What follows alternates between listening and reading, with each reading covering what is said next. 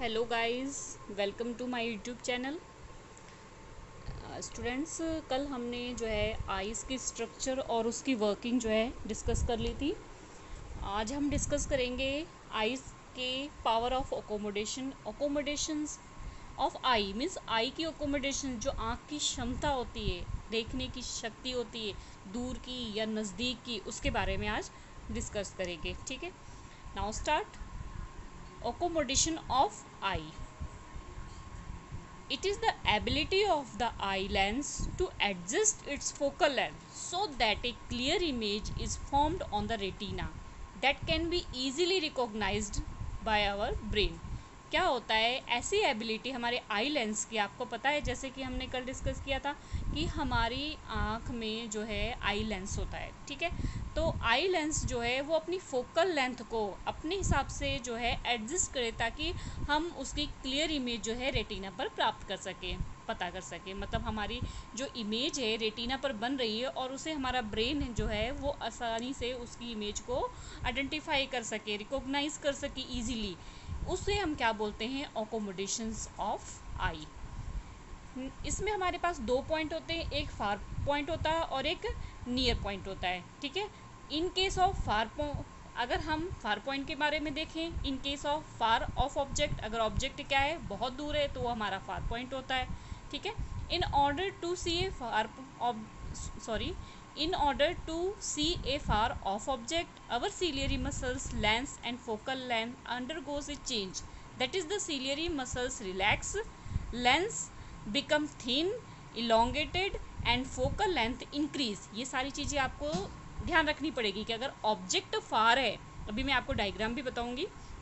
Object अगर फार है तो सिलियरी मसल्स कहाँ होता है, इस तरीके से सिलियरी मसल्स होता है ना, जो लेंस को क्या होता है, पकड़ के रखता है। तो सिलियरी मसल्स क्या होती है, रिलैक्स होती है, और जो लेंस है वो क्या होता है, थिन होता है, लॉन्गेट होता है, बड़ा होता है, लंबा होता है। एंड फोकल लेंथ इसकी क्या होती है, इंक्रीज होती है। मतलब फोकल लेंथ इंक्रीज करने के लिए सिलियरी मसल्स का रिलैक्स होना ज़रूरी है और लेंस का थिन होना ज़रूरी है। ठीक है, तो ये हमारा फार पॉइंट हो गया। नेक्स्ट है हमारा नियर पॉइंट, यानी in case of near by object. अगर किसी केस में हमारे ऑब्जेक्ट जो है बहुत नियर है तो क्या होता है, in order to see nearby object, focal length of the lens and ciliary muscle undergoes a change. Ciliary muscle contract, lens become thick and short and the focal length decrease. अब क्या हो गया, सारा कुछ opposite हो गया। ठीक है, कि इसमें भी आई को फोकल लेंथ अपनी सही करनी है, सीलियरी मसल्स को कैसा होना पड़ेगा, सीलियरी मसल्स कैसी हो जाएगी, कॉन्ट्रैक्ट मीन्स थोड़ी सी सिकुड़ेगी। ठीक है, और लेंस क्या हो जाएगा, थिक, मोटा हो जाएगा, और जो फोकल लेंथ है वो क्या हो जाएगी, शॉर्ट। हमें नाम से ही पता लग रहा है नियर बाय ऑब्जेक्ट, मतलब ऑब्जेक्ट नज़दीक है। तो दो चीज़ इसमें आपको फार पॉइंट नियर पॉइंट में याद रखना है। फार पॉइंट में जो हमारी सिलेरी मसल्स होती हैं वो रिलैक्स होती हैं, और जो लेंस होता है वो थिन होता है और इलोंगेटेड होता है। ठीक है, और नियर पॉइंट में ऑब्जेक्ट बहुत नज़दीक होता है, तो इससे क्या होता है कि हमारी सिलेरी मसल्स कॉन्ट्रैक्ट हो जाती हैं, लेंस क्या हो जाता है, थिक हो जाता है, और फोकल लेंथ क्या हो जाती है, डिक्रीज हो जाती है। ठीक है, तो अब इसको डायग्राम में आप देख लो, इस तरीके से कुछ डायग्राम है इसका। ये फार पॉइंट है, ऑब्जेक्ट थोड़ा सा दूर है, ये यहाँ पर सिलियरी मसल्स है, ये लेंस है। ठीक है, और ये सिलियरी मसल्स है। तो यहाँ पर आपको दिख रहा होगा कि किस तरीके से अगर हम इन दोनों को कंपेयर करें, तो दोनों को कंपेयर करके देखो, यहाँ पर लेंस लंबा सा है, पतला सा, और यहाँ पर लेंस छोटा सा है और मोटा हो गया। ठीक है, तो इस तरीके से आप इन दोनों को कंपेयर करके भी दोनों पॉइंट को ध्यान रख सकते हो। ये डायग्राम भी साथ में अगर बनाओगे आपको प्रॉपर समझ में आएगा। ठीक है, ये फार पॉइंट और नियर पॉइंट विजन का डायग्राम है। फार पॉइंट ये है और नियर पॉइंट दिस। तो इसमें आप देख रहे हो, इससे कॉन्सेप्ट क्लियर हो गया आपका। सिलियरी मसल्स रिलैक्स मोड में, लेंस क्योंकि क्या है, इलोंगेटेड मीन्स थिन, और थिन है। ठीक है, नियर पॉइंट में सिलियरी मसल्स कॉन्ट्रैक्ट, मतलब सिकुड़ रही है, उसको दबाने की कोशिश कर रही है लेंस को, लेंस क्या हो गया, थिक। ठीक है, और इस तरीके से जो इसकी फोकल लेंथ है वो क्या हो जाती है, डिक्रीज हो जाती है। नाउ नेक्स्ट, अब इससे जो होता है, हमारी आइज़ में बहुत सारे डिफेक्ट होते हैं। तो वो डिफेक्ट कईयों को आपने सुना होगा आपके क्लासमेट्स में भी या टीचर्स में या आपके फैमिली मेम्बर में, कि किसी को नज़दीक का सही से दिखाई देता है, किसी को दूर का सही का से दिखाई देता है, किसी को दोनों ही में प्रॉब्लम होती है। ठीक है, तो इसके लिए क्या रीज़न है, क्या होता है, इसके बारे में हम पढ़ेंगे। ठीक है, तो आई डिफेक्ट हम देखते हैं। इसमें होता है मायोपिया। फर्स्ट हम मायोपिया देखेंगे। इसको एक और नाम से याद रखना पड़ेगा आपको, शॉर्ट साइटनेस। ठीक है, लेकिन अब मायोपिया, आप शॉर्ट साइटनेस देख रहे हैं ना, शॉर्ट साइटनेस में आप क्या सोचोगे, नज़दीक की चीज़ें हमें क्लियर नहीं दिखाई दे रही हैं, इसका मतलब हमें क्या है, myopia, short sightedness. But wrong, ये बिल्कुल गलत है। मीन्स इसका अपोजिट याद रखो आप। अपोजिट क्या होगा, शॉर्ट साइटनेस मीन्स नज़दीक की चीज़ें तो आपको क्लियर दिखाई दे रही है, बट दूर की चीज़ें आपको क्लियर नहीं दिखाई दे रही है। ठीक है, now explain. It is A defect in which a person is unable to see far object clear by can see nearby object। अभी जस्ट मैंने आपको बताया कि इस डिफेक्ट में क्या होता है, जो पर्सन है वो फार के ऑब्जेक्ट को देखने में क्या होता है, अनेबल होता है, दूर की चीज़ों को देखने में योग्य नहीं होता है और क्लियर देख पाता है, और लेकिन नज़दीक की चीज़ को क्लियर नहीं देख पाता है। अपोजिट, अपने नेम के अपोजिट। ठीक है, इससे आप याद रखना तो आपको इजी होगा। ये क्वेश्चन बहुत इंपॉर्टेंट है बेटा। आई डिफेक्ट जो है एग्जाम में आता ही आता है, और इसके साथ आपको डायग्राम भी बनाना पड़ेगा। अभी मैं डायग्राम भी आपको बताती हूँ। ठीक है, the cause for this is that the ciliary muscle do not relax properly, the lens does not elongate properly, due to which the focal length does not increase properly. As a result, no clear image is formed. अब हमने far point near point में समझा था ना, तो वही चीज़ यहाँ पर आ गई है। ठीक है, तो इसमें आपने यहाँ तक तो ये समझ लिया, इसकी डेफिनेशंस हो गई। ये सिर्फ आपके समझाने के लिए मैंने लिखा हुआ है। इसमें क्या है, ये किस कारण से होता है, कि इसका मतलब सीलियरी मसल्स जो है, आप यहाँ पे कॉजेज़ भी लिख सकते हो, यहाँ पर अगली हेडिंग डाल दो कॉजेज़। ठीक है, ये क्वेश्चन आप बना सकते हो। कॉजेज़ इसके क्या हो गए, इसका मतलब क्या है कि सीलियरी मसल जो है रिलैक्स में नहीं है, और लेंस इलोंगेटेड नहीं है, और फोकल लेंथ इसका मतलब इंक्रीज नहीं हो रही है। इसका रिजल्ट क्या है कि हमें जो है इमेज क्लियर दिखाई नहीं दे रही है।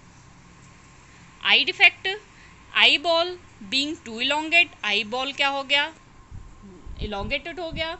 Due to this the image is formed in front of the retina. इसकी वजह से इमेज कहाँ बन रही है, रेटिना के फ्रंट में बन रही है। अगर रेटिना पे बनेगी तो हमें तो सब कुछ क्लियर दिखाई देगा ना, बट ये कहाँ बन रही है, रेटिना के फ्रंट में बन रही है। And can not be identify by the brain, और ब्रेन इसको आइडेंटिफाई नहीं कर पा रहा है। अगर हम इसको करेक्ट करेंगे, अब किसी को डिफेक्ट हो गया तो आप देखते हो ना स्पेक्स लगा के रखते हैं। ठीक है, तो उसको स्पेक्स लगा के करेक्ट किया जा सकता है। तो correction can be done by using spectacle containing concave lens. तो ये याद रखना पड़ेगा, मायोपिया में कौन सा लेंस यूज़ करके, कनकेव लेंस यूज़ करके हम करेक्शन कर सकते हैं। That diverse the rays first so that our eye lens can converge then properly on the retina, ताकि वो रेटिना से प्रॉपरली जो है रेज को कन्वर्ज कर सके। कन्वर्जिंग और डाइवर्जिंग आपने चैप्टर 10 में अच्छे से समझ लिया होगा, क्योंकि ये चैप्टर 10 का कॉन्सेप्ट है। ठीक है, तो ये देखो डायग्राम।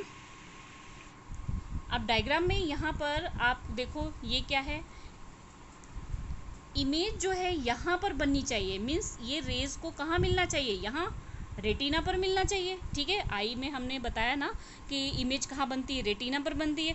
लेकिन आप क्या देख रहे हो कि ये कहाँ पर मीट कर रही है, रेज यहाँ मीट कर रही है, पहले मीट कर रही है। ठीक है, तो इसमें कौन सा डिफेक्ट हो गया, मायोपिया। अब इसको करेक्ट करना है। करेक्ट करने के लिए हमें कौन सा लेंस लगाना पड़ेगा, अभी जस्ट बताया था, यस कनकेव लेंस। यहाँ पर कनकेव लेंस लगाया जिससे वो रेस को डाइवर्स कर सके, और डाइवर्स करके कन्वर्ज कर सके, और उसके बाद वो कहाँ पर बन रहा है, रेटिना पर इमेज बन रहा है। तो साथ में आपको ये डायग्राम भी बनाना पड़ेगा। ठीक है, कई बार तो आपको डायग्राम बना हुआ आ जाता है और पूछते हैं कि मतलब ये कौन जो है डिफेक्ट है, आइडेंटिफाई करो, या फिर कई बार आपको ये क्वेश्चन ही आ जाता है कि डिफेक्ट्स को लिखो, मायोपिया डिफाइन करो, या मतलब इसके सारे डिफेक्ट्स डिफाइन करो, आइज़ के कैसे भी क्वेश्चन आ सकता है। तो आपको इसको पूरा कॉन्सेप्ट क्लियर करना होगा। नेक्स्ट है हमारा हाइपरमाइटोपिया। अब इस पे भी आप इसको हम क्या बोलते हैं, लॉन्ग साइटनेस। अब यहाँ तो आप समझ गए होंगे, अगर वो नियर साइटनेस था तो उल्टा है, तो ये भी उल्टा ही होगा, है ना। तो क्या है हमारा, it is a defect in which a person is unable to see nearby object but can see far of object clearly. उल्टा हो गया कि जब नियर के ऑब्जेक्ट को तो जो दूर की चीज़ें हैं उसको क्या होता है, वो क्लियर देख सकता है, बट नियर की चीज़ों को क्लियर नहीं देख सकता है। तो अपोजिट हो गया, लॉन्ग साइडनेस से हम समझते हैं कि अरे दूर की चीज़ें उसको नहीं दिखाई देती होगी, लेकिन अपोजिट हो गया कि क्या हो गया, दूर की चीज़ें तो साफ दिखाई दे रही है बट नज़दीक की नहीं दिखाई दे रही है। तो ये कौन सा हो गया, हाइपरमाइटोपिया। ठीक है, it is a defect in which a person is unable to see nearby object but can see far of object clearly. कि मतलब इस डिफेक्ट में पर्सन जो है नियर के ऑब्जेक्ट को क्लियर देख पाता है बट फार के ऑब्जेक्ट को क्लियर नहीं देख पाता है। The cause is that the ciliary muscle do not contract properly. इसका मतलब क्या है, सिलियरी मसल ठीक से जो है कॉन्ट्रैक्ट नहीं हो पाई। कॉन्ट्रैक्ट मीन्स क्या होता है, दबाना, दबा हुआ, ठीक है। And the lens do not become thick, इसका मतलब लेंस जो है थिक नहीं हुआ। And short due to the which the focal length does not decrease, और फोकल लेंथ डिक्रीज नहीं हुई। As a result the image formed is not clear and can not be identify the brain. इसका मतलब image नहीं formed हुई और हमारा जो ब्रेन है उसको ठीक से आइडेंटिफाई नहीं कर पाया। अब ये आई डिफेक्ट हुआ से मतलब क्या क्या प्रॉब्लम्स आई आईज में, आई बॉल क्या हो गई, बीइंग टू शॉर्ट, इसका मतलब आई बॉल क्या हो गई, शॉर्ट हो गई। Due to this the image is formed behind the retina, ये याद रखना पड़ेगा, मायोपिया में फ्रंट ऑफ रेटिना और हाइपरमाइटोपिया में बिहाइंड द रेटिना। ये थोड़ा सा आप अगर ध्यान रखोगे तो आपको डायग्राम आइडेंटिफाई करने में ईजी रहेगा और बनाने में भी ईजी रहेगा, ठीक है। नेक्स्ट है eye defect, eye ball being too short, ठीक है, आई डिफेक्ट है। अब इसमें सॉरी ये तो बता दिया मैंने। करेक्शन, करेक्शन इसकी कैसे कर सकते हैं, correction can be done by using spectacles containing convex lens, ये याद रखना पड़ेगा। हाइपरमाइटोपिया में कन्वेक्स लेंस, मायोपिया में कनकेव, यस, मायोपिया में कनकेव, हाइपरमाइटोपिया में कन्वेक्स, ठीक है। Lens that increase the ciliary power of the eye lens so that it can converse rays properly on the retina, ताकि वो प्रॉपरली रेटिना पे rays को converse कर सके। यहाँ पे आप डायग्राम देखो हाइपरमाइटोपिया का, जैसे कि हमने अभी पढ़ा कि कहाँ रेज मिल रही है, देखो रेटिना के कहाँ दूर हो रही है, बिहाइंड, ठीक है। और मायोपिया में क्या होती थी, front, in front of retina.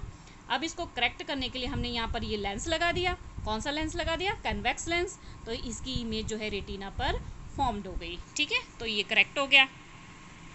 अब नेक्स्ट डिफेक्ट है हमारा, वो है प्रेसबायोपिया। ये अगर आई डिफेक्ट पूछा है तो आपको ये तीनों डिफेक्ट लिखने पड़ेंगे, ठीक है। अगर कोई पर्टिकुलर एक पूछ लिया तो वो तो अलग बात है। Presbyopia, it happen with gradual increase in age, our ciliary muscles like other muscle weak can, क्या होता है जैसे जैसे एज बढ़ती जाती है तो हमारी बॉडी की जो बाकी मसल्स वीक होने लग जाती है, तो क्या है, सिलियरी मसल्स भी वीक होगी, ठीक है, तो वो भी वीक होने लग जाती है। That is they can not contract और रिलैक्स प्रॉपरली, ना तो वो प्रॉपरली कॉन्ट्रैक्ट हो सकती है, ना ही वो क्या हो सकती है, रिलैक्स हो सकती है। As a result a person can not see near of far of object clearly, ना तो नज़दीक की चीज़ों को क्लियर देख पाता है, ना ही वो क्या करता है, दूर की चीज़ों को क्लियर देख पाता है। करेक्शन क्या है, can be done by the using spectacle containing bifocal lens, हमें ऐसा स्पेक्टिकल यूज़ करना पड़ेगा बायफोकल। बायफोकल मीन्स क्या होता है कि लेंस जो होता है हाफ लेंस कनकेव होता है और हाफ लेंस क्या होता है, कन्वेक्स होता है। मीन्स जैसे मान लो ये लेंस है, कुछ ऐसे समझ जाना, ठीक है, ये स्पेक्स है आपका, इसमें क्या होगा, हाफ में कनकेव लगा होगा और हाफ में क्या होगा, कन्वेक्स लगा होगा, जिससे उसको जो जिसको भी प्रेसबायोपिया है वो इजीली क्या होता है, किसी भी ऑब्जेक्ट को देख सकते हैं, ठीक है। ये इसका डायग्राम, इसमें जो है इमेज जो है नियर बाय ऑब्जेक्ट की और फार ऑब्जेक्ट की प्रॉपरली क्या होता है, लेंस लगा के हम शिफ्ट कर सकते हैं इसको। वी ऑल, अच्छा अब देखो इस एक कॉन्सेप्ट और मैं आपको बताना चाहती हूँ, हमारे दो आईज होती ना, तो इसके बारे में। We all have two eyes as there are few advantages of having them, हमारी दो आँखें, इसके बहुत से फ़ायदे हैं। कैसे, to increase the horizontal view and also two eyes are separate by few centimeter to increase our ability to judge the depth.